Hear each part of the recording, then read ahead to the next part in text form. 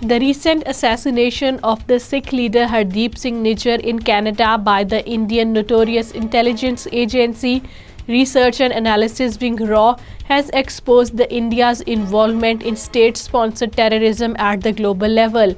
India raised Establishment 22, a special frontier force in November 1962, mainly consisting of the refugees settled in India. It was trained for covert operations and in line in case of the another China-India war. Presently, there are reports of their deployment in the eastern Ladakh in the areas bordering China. India had a history of violating the territorial integrity of other countries by carrying out overt and covert operations there. On 9th June 2015, Indian Army crossed over the border into Myanmar and attacked the bases of the Naga freedom fighters in retaliation against an ambush in the Indian state of Manipur. In 2009, India had also carried out operations in Nepal, Bhutan and Bangladesh to capture wanted the Indian militants. Similar operations have been conducted by RAW in different countries to eliminate the leaders of Kashmir and Khalistan freedom movements. Some prominent Kashmiri leaders like the Riaz Kashmiri, Bashir Ahmed and Sayyid Khalid Raza were assassinated this year in Pakistan by the agents of RAW. The recent killing of Hardeep Singh Nijjar in Surrey City in the British Columbia province of Canada is the latest example of the Indian state-sponsored terrorism in other countries.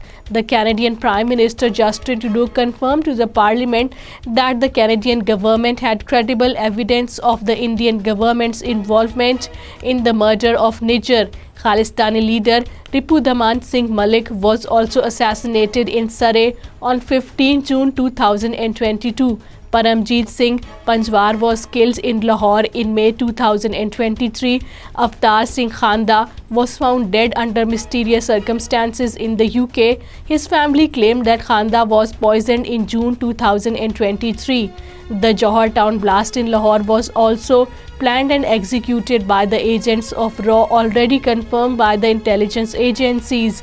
All these assassinations and terrorist acts across the globe are linked with the Doval doctrine of the defensive offensive conceived by the Indian National Security Advisor Ajit Doval. The international community needs to realize the fact that India under Prime Minister Narendra Modi has become a rogue terrorist state. It must take steps to rein in the Modi's fascist agenda and hold it accountable for terrorist acts across the globe. Indian troops in their unabated acts of state terrorism have martyred 85 Kashmiris so far this year. According to Kashmir Media Service, of those Kashmiris, 22 were martyred in the fake encounters or in custody.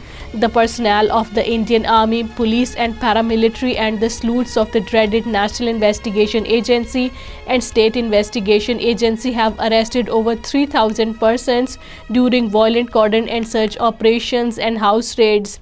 The arrested persons include Hurriyat leaders, activists and journalists. Most of them were booked under the Black Law, the Public Safety Act and Unlawful Activities Prevention Act.